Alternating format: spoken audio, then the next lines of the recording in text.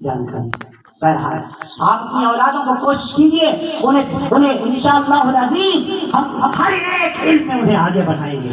कोई ज़रूरी नहीं इंशाअल्लाह हम आलिम भी बनाए, हाफिज भी बनाए, मुहद्दिस भी बनाए, मुफस्सिर भी बनाए, मुदब्बिर भी बनाए, डॉक्टर भी बनाए, इंजीनियर भी बनाए, आप अपने बच्चे को फिलोसोफर भी बनाए, आप अपने बच्चे को साइंटिस्ट भी बनाए। जहाँ एक आलिम की जरूरत है वहीं एक डॉक्टर की भी जरूरत है, जहाँ एक मुहद्दिस की जरूरत है वहीं हमारे समाज को एक इंजीनियर की भी जरूरत है, जहाँ एक कारी की जरूरत है तो एक साइंटिस्ट की भी जरूरत है। इंशाअल्लाह हम अपनी औलादों को अपने तौर पर हर शोबे में आगे लेकर के जाएंगे। ये आहद करके उठें, इंशाअल्लाह कोई शोबा हमारा खाली नहीं जाएगा। काश कितना अच्छा होता हमारा बेटा हाफिज कुरान भी होता और वक्त का इंजीनियर भी होता, तरावी में अल्लाह का कुरान मुसल्ले पर खड़ा होकर के सुनाता और उम्मत के मसाइल इंजीनियर बन के हल करता। सुभान अल्लाह। उस बाप का सीना फख्र से कितना चौड़ा हो जाता है जिसका लाडला जो अपने लाडले बेटे के पीछे तरावी में अल्लाह का कुरान सुनता है। उस बाप का सीना फख्र से कितना चौड़ा होता है, दिल में आता है काश इस मुसल्ले पर मेरा बेटा होता। उस वक्त आता दिल में काश वो मेरा इमाम होता, मैं उसका मुक्तदी होता, उसकी जुबान होती, अल्लाह का कुरान होता, महीना रमजान का होता, वो सुनाता चला जाता, हम सुनते चले जाते, कितना अच्छा लगता। हर किसी का दिल तमन्ना करता है कोशिश करें हमारे बेटे बन सकते कि नहीं बन सकते इंशाअल्लाह। और अगर कोई हाफिज बन जाए, आलिम बन जाए, एक कोई अजीब बात बताने लगा हूं मैं कहता हूँ अगर कोई आलिम है, कोई हाफिज है, उसके लिए कोई इल्म पढ़ना कोई मुश्किल की बात नहीं है।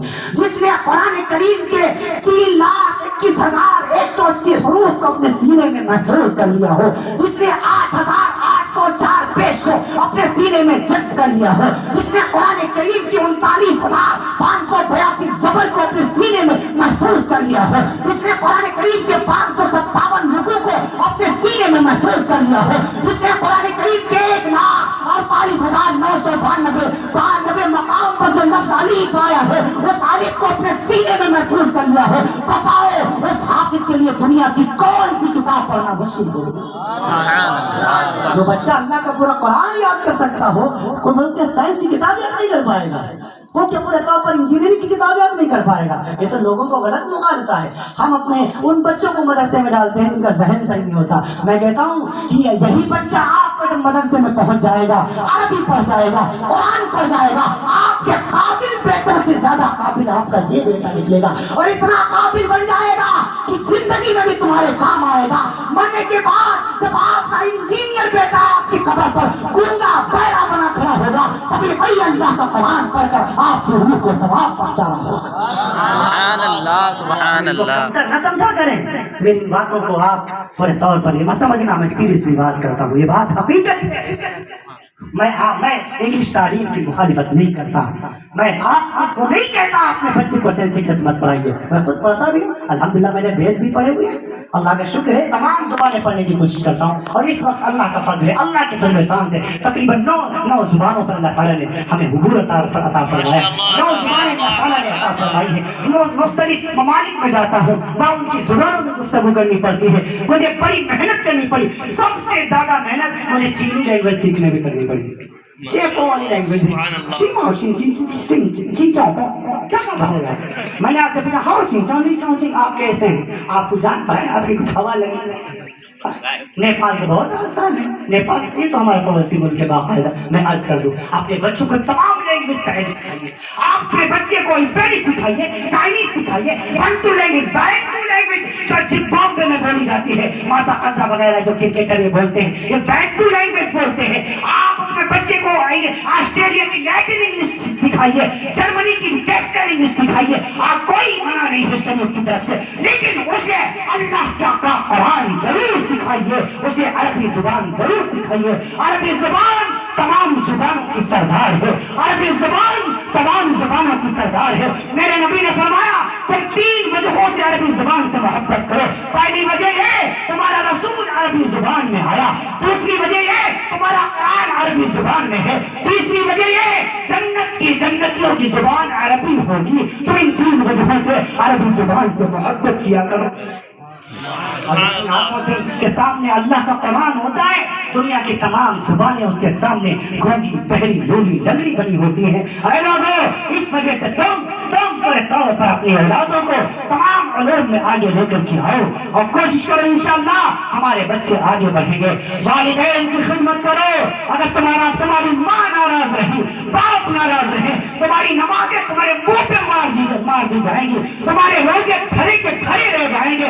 ہاں اگر ماں باپ کی نافرمانی کی وجہ سے بے بخشش و مغفرت ہو بھی گئی اور ماں باپ کی نافرمانی ہم کرتے تھے میدان محشر میں، تو جنت کا ٹکٹ نہیں مل پائے گا، جنت کا داخلہ نہیں ہو پائے گا. ایک عجیب بات ذہن میں آ گئی، پتہ نہیں میں اس کو آپ کو سمجھا پاؤں. کیوں؟ میں نے ابھی ایک دعویٰ کیا اگر بخشش ہو بھی گئی اور ماں باپ ناراض ہیں تو آپ کو جنت میں داخلہ نہیں مل پائے گا. اس کو میں کیسے سمجھاؤں؟ آپ کے لکھنؤ ہی سے سمجھا دیتا ہوں. چار باغ ریلوے اسٹیشن 1927 میں بنے چار باغ ریلوے اسٹیشن پہ ٹرین آ گئی. کنفرم آپ کے پاس ٹکٹ ہے، Pushpak Awadh express from Lucknow to Bombay. آپ نے پورے طور پر ٹکٹ لے لیا، ریزرویشن آپ کا فائنل ہے، سیٹ نمبر بھی آپ کو پتا ہے، اور اسٹیشن پر ٹرین آ بھی گئی. لیکن اے سی کوچ کا دروازہ تو بند ہے. آپ اندر کیسے بیٹھیں گے؟ ایک اسٹاف کا آدمی آئے گا نا، اسٹاف کا آدمی آئے گا تب جا کر کے اے سی کوچ کا دروازہ کھولے گا نا. تو ٹکٹ تو ہے آپ کے پاس، بیٹھ کے دکھائیے. تو آپ کو جنت کا ٹکٹ ہی تو ملا ہے، جنت کا دروازہ تو بند ہے.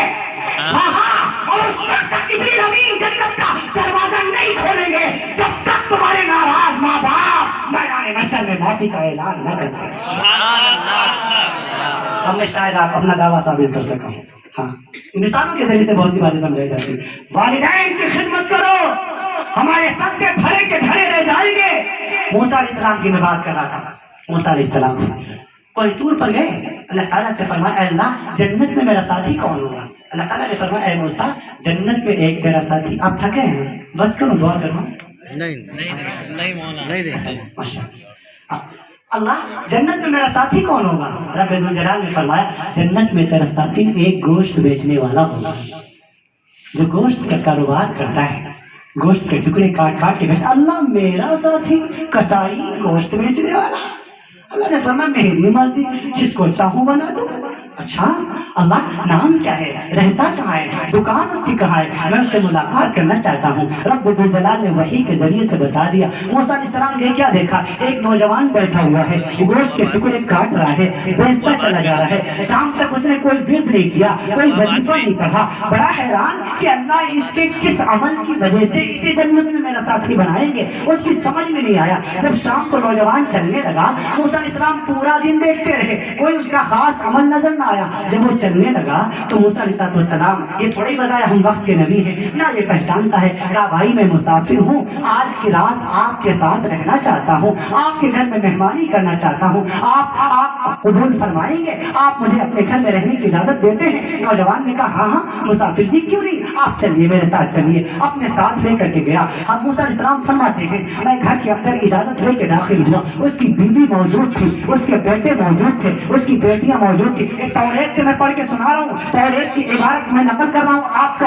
آپ توریت جو عبرانی اور سریانی زبان میں ہے اس کا ترجمہ میں آپ کے سامنے کر رہا ہوں، کیونکہ وہ زبان بولوں گا آپ کو سمجھ نہیں آئے گا، وقت کافی ہو جائے گا. وہ ٹرانسلیٹ میں اسی لیے میں کر رہا ہوں. موسیٰ علیہ السلام فرماتے میں وہاں گیا، جا کر کے میں نے دیکھا اس کے گھر میں اس کی بیوی موجود تھی، اس کے بچے موجود تھے، اس کی بیٹیاں موجود تھی. لیکن گیا سب کو سلام کیا، السلام علیکم ورحمۃ اللہ، اور سیدھا ایک کمرے میں چلا گیا، ایک کوٹری میں چلا گیا. میں نے جھانک کے دیکھا اس کوٹری میں ایک بوڑھی سی جان لیٹی ہوئی ہے جو پیروں سے چل نہیں سکتی، جو معذور ہے، بوڑھی لیٹی ہوئی ہے. گیا جا کر کے سلام کیا، السلام علیکم ورحمۃ اللہ. اس کے بعد پیشانی پر بوسہ دیا، پیشانی ماتھے کو چوما، پھر خیریت معلوم کی. سیدھا کچن میں آ گیا، اپنے ہاتھوں سے جو گوشت بچا کے لایا تھا اس کو کاٹنے لگ گیا اور اس کو بنانے لگ گیا. بیوی آئی لاؤ میں بناتی ہوں نا، لاؤ میں پکاتی ہوں نا. بیٹی آئی لاؤ میں بناتی ہوں نا. نہیں، یہ جو ماں لیتی ہوئی ہے یہ میری ماں ہے، اس نے بچپن میں نوکرانی بن کے میری خدمت کی ہے.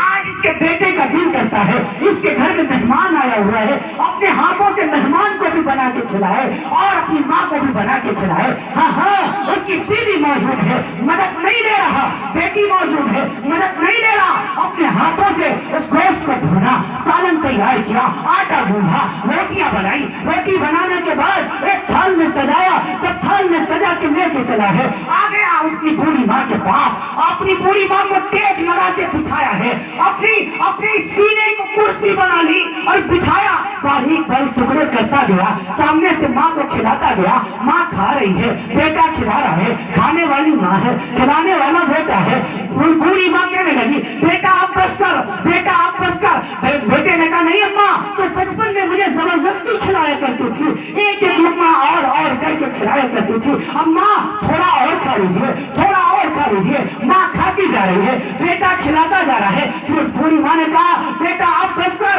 اب کھایا نہیں جاتا. بیٹے نے مٹا دیا, بیٹے نے مٹا دیا. ہاں ہاں اس کے بعد منہ کو صاف کیا, پھر آیا پیر دبانے لگ گیا, اپنی اب پیروں کو دبانے لگ گیا, اس کی خدمت کرنے لگ گیا. موسیٰ علیہ السلام یہ نظارہ دیکھ رہے ہیں, آنکھیں بھر آئی ہیں. وہ بوڑھی ماں کہنے لگی بیٹا تو سارا دن دکان پہ کام کرتا رہا, سارا دن اپنے گھر سے دور رہا, بیٹا تیری بیوی انتظار کر رہی ہوگی, تیرے بچے انتظار کر رہے ہوں گے, بیٹا جا اب تو میں کھانا کھا چکی ہوں, اب جا اپنی بیوی کے پاس چلا جا, بیٹوں کے پاس چلا جا, جا کر کے آرام کر لے. وہ نوجوان کہنے لگا اماں تھوڑی دیر اور خدمت کرنے دیجیے, جب آپ سو جائیں گی میں چلا جاؤں گا. وہ بوڑھیا کی آنکھوں سے آنسو آئے, بوڑھی ماں رونے لگ گئی اور اپنے لرزتے ہوئے کانپتے ہوئے ہاتھ آسمان کی طرف اٹھا دیے, نہ جانے کیا بڑبڑاتی ہوئی آواز میں کہنے لگی. موسیٰ کلیم اللہ اس نوجوان کے پاس آئے, کہا نوجوان یہ کون ہے اور کیا کہہ رہی ہے,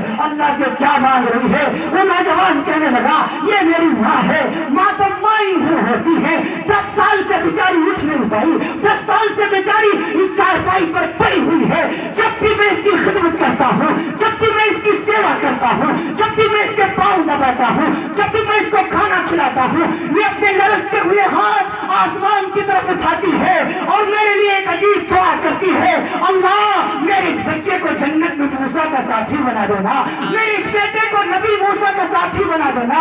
کہاں میں کہاں موسیٰ, وہ تو وقت کا نبی ہے, میں گنہگار انسان ہوں, میں اس کا ساتھی کیسے بن سکتا ہوں؟ موسیٰ کلیم اللہ نے دل ہی دل میں کہا اے نوجوان تیری بوڑھی ماں کی دعاؤں کو رب ذوالجلال نے قبول فرما لیا ہے اور تجھے جنت میں موسیٰ کا ساتھی بنا دیا ہے. سبحان اللہ سبحان اللہ. حضرت مولانا مفتی سلمان صاحب زندہ باد زندہ باد. حضرت مولانا مفتی سلمان صاحب زندہ باد زندہ باد. نعرہ تکبیر نعرہ تکبیر. اے نوجوانوں, ماں کی دعائیں رد نہیں ہوتی, اور جیسے ماں کی دعائیں رد نہیں ہوتی ایسے ماں کی بد دعائیں بھی رد نہیں ہوتی. ہاں ہاں سرو تیرتھ مئی ماتا, سرو دیو میا پتا, ماترم پترم تسمات سرو دنین پوجے. فرمایا تمام تیرتھوں سے زیادہ پوتر استھان تیرے ماتا جی کے چرن ہے. ماں بڑی سسک رہی ہے, بیٹا ورنداون جا رہا ہے, کاشی جا رہا ہے, متھرا جا رہا ہے, حج بیت اللہ جا رہا ہے, عمرے پر جا رہا ہے, سوچتا یہ ہے ایشور خوش ہو جائے گا, بھگوان راضی ہو جائے گا, اللہ مان جائے گا. فرمایا نہیں, سرو تیرتھ مئی ماتا, تمام تیرتھوں سے زیادہ پوتر استھان تیرے ماتا جی کے چرن ہے. سرو دیو میا پتا, تمام دیوتاؤں سے بڑھ کر تجھ پر تیرے باپ کا حق ہے. ماترم پترم تسمات سرو دنین پوجے. اپنے والدین کی خدمت کر لے, اپنے ماں باپ کی سیوا کر لے, گویا تو نے تمام دیوتاؤں کو پسند کر لیا. سبحان اللہ سبحان اللہ. والدین کی خدمت کرو, تمام کے تمام دھرم والدین کی خدمت کا حکم دیتے ہیں.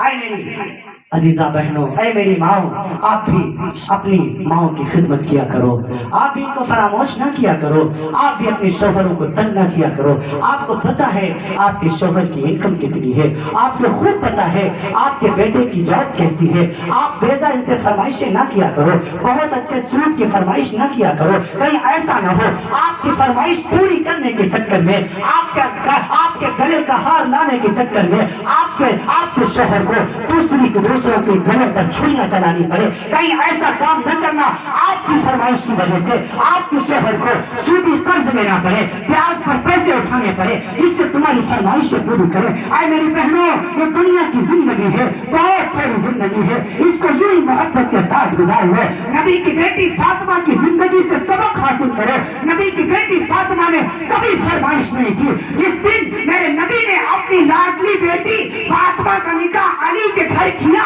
اپنے آپ خود چھوڑنے گئے، جب گھر سے نکل رہے تھے اپنی بیٹی فاطمہ سے فرمایا، اے میری بیٹی فاطمہ دیکھ، میں نے تجھے ایسے گھر میں تیرا رشتہ دیا ہے، علی کوئی بہت بڑا مالدار نہیں ہے، کوئی زمیندار نہیں ہے، مکے کا رئیس نہیں ہے، بیٹی فاطمہ تجھے ایک دن کھانے کو ملے گا تو 4 دن تجھے بھوکا بھی رہنا پڑے گا، لیکن میں جانتا ہوں علی تجھے کبھی رسوا نہیں کرے گا۔ اے میری بیٹی فاطمہ کبھی بھی پورے طور پر علی کی شکایت دے کے میرے پاس نہ آنا۔ جب سیدنا علی کے گھر میں پہنچی فاطمہ، میرے نبی چلنے لگ گئے۔ حضرت انس فرماتے ہیں رضی اللہ عنہ، میرے نبی نے اپنی داڑھی مبارک پکڑی اور اپنی بیٹی فاطمہ سے کہا، اے میری بیٹی فاطمہ، آج تیرا بوڑھا باپ تجھ کے نبی ہونے کی حیثیت سے نہیں، ایک باپ ہونے کی حیثیت سے تجھ سے عزت کی بھیک مانگتا ہے۔ اے میری بیٹی فاطمہ، اپنے بوڑھے باپ کی داڑھی کی لاز رکھ لینا، اپنے شوہر کی شکایت کا لا کر کے اپنے ابا کو مت بتانا، اس سے تمہارے باپ کا جگر چھلنی ہو جائے گا۔ سبحان اللہ سبحان اللہ۔ اے میری بہنوں، یہ نبوی مزاج ہے، تو اپنے گھر کی شکایتیں اپنے مائکے والوں سے مت بتایا کرو۔ تم تو بتا کے چلی آتی ہو، تمہیں پتا ہے تمہارے جانے کے بعد مہینوں تمہارے باپ کو نیند نہیں آتی، مہینوں تمہاری ماں کو نیند نہیں آتی۔ برداشت کر لو، اس گھر کو اپنا گھر سمجھو، شوہر کو اپنا سب کچھ سمجھو۔ اللہ رب العالمین کی ذات و جلال کی قسم، جنت میں اپنا مقام ڈھونڈ لو۔ کبھی شکایت نہیں کی۔ حضرت رسول پاک صلی اللہ علیہ وسلم، حضرت عمران بن حسین، یہ 2 لوگ عشاء کے بعد آپ صلی اللہ علیہ وسلم بھوکے ہیں کئی دنوں کے، گئے حضرت بیٹی فاطمہ کے گھر، دروازہ کٹکھٹایا، کون ہے؟ بیٹی تیرا باپ محمد تیرے دروازے پر ہے۔ ابا گھر کے اندر بات میں آنا، پہلے چادر اپنی اندر پھینک دیجیے۔ چادر کیوں مانگی؟ میرے نبی نے یمنی چادر اوڑھ رکھی تھی، حضرت انس رضی اللہ عنہ کی روایت، یمنی چادر جو کاندھے پر ڈال رکھی تھی اس کو دروازے کے اندر ڈال دیا، دروازے کے اندر ڈال دیا۔ اور پھر حضرت فاطمہ نے کنڈی کھولی تو میرے نبی نے کیا دیکھا؟ میری بیٹی فاطمہ اس چادر میں لپٹی ہوئی بیٹھی ہے۔ میرے نبی نے فرمایا، بیٹی فاطمہ تو نے چادر کیوں مانگی؟ بیٹی فاطمہ فرمانے لگی، سیدہ فاطمہ فرمانے لگی، ابا آپ کی شہزادی کے پاس صرف ایک ہی سوٹ ہے، کئی دنوں سے پہن رکھا تھا، میلا ہو گیا تھا، دھل کے ڈالا ہے کہ صبح تک سوکھ جائے گا۔ تمہاری بیٹی کے پاس اتنا دوسرا کپڑا نہیں ہے جس سے اپنے باپ سے پردہ کر سکے، بدن چھپا سکے۔ سبحان اللہ سبحان اللہ۔ ہائے ہائے ہائے ہائے۔ تھوڑی دیر ہوئی، بیٹی فاطمہ بیٹھ کے نماز پڑھنے لگی۔ جب نماز پڑھ چکی، میرے نبی نے فرمایا، بیٹی فاطمہ تو نے بیٹھ کے نماز پڑھی، بیٹھ کے نماز پڑھنے سے آدھا ثواب ملتا ہے۔ فاطمہ رونے لگی، ابا جان 3 دن ہو گئے گھر کے چولہے میں آگ نہیں دیکھی، مارے بھوک کے پیٹ اور پیٹھ ایک میں چپک گیا ہے، کمزوری کی وجہ سے نہیں کھڑی ہو سکی، اس لیے مجبوراً بیٹھ کے نماز پڑھی ہے۔ میرے نبی نے فرمایا، بیٹی فاطمہ میری طرف دیکھو۔ نبی نے اپنا کرتا مبارک اٹھایا، حضرت فاطمہ فرماتی میری چیخ نکل گئی۔ میرے نبی نے اپنے پیٹ پر 3 پتھر باندھ رکھے تھے۔ میرے نبی فرمانے لگے، بیٹی فاطمہ والذی نفسی بیدی محمد، قسم ہے اس محمد، اس رب کی جس کے قبضے قدرت میں مجھ محمد کی جان ہے، اگر تو نے 3 دنوں سے کچھ نہیں کھایا ہے، تیرے باپ نے 4 دنوں سے کچھ نہیں کھایا ہے، بیٹی رویا نہیں کرتے، چلو ہم بھی صبر کریں، تم بھی صبر کرو، ہم دونوں کی صبر کی برکت سے اللہ قیامت میں میری ذمت کو معاف فرما دے گا۔ سبحان اللہ سبحان اللہ۔ واہ رسول اللہ واہ، کون سے احسانات گناؤں اس نبی کے، کون سی بات بتاؤں اس نبی کی، کون سی سیرت سناؤں اس نبی کی۔ اے میری بہنوں، مت گلے کیا کرو، مت شکوے کیا کرو، ہاں مت پورے طور پر کسی کے حقوق ضائع کیا کرو۔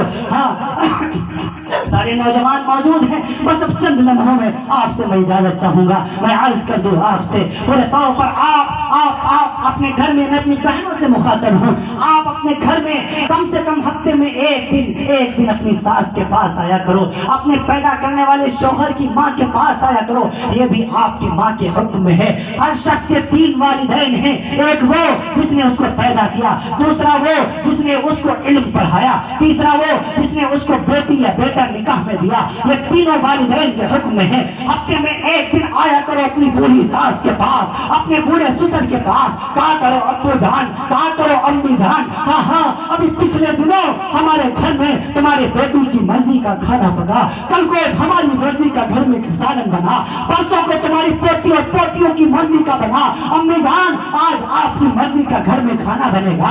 अम्मी जान बताइए आज क्या खाना पसंद करेंगी? आप कहिए अपनी सास से, अल्लाह की जात की कसम आपके घर से लड़ाई झगड़े दूर हो जाएंगे। हाँ हाँ आए नौजवानों, मैं आपसे गुजारिश करूंगा, आप शॉपिंग कराने के लिए पूरे तौर पर लखनऊ के किसी शॉपिंग मॉल में ईद के मौके पर आप अपनी बीवी को लेके जाओ, मुझे कोई गिला नहीं है, लेकिन आपसे मैं कहूंगा आप अपने पूरे बाप को भी बाइक पर बिठा के लेके जाया करो, अपनी पूरी माँ को भी लेके जाया करो और कहा करो इसी वैसी मॉल में लेके ले जा करके।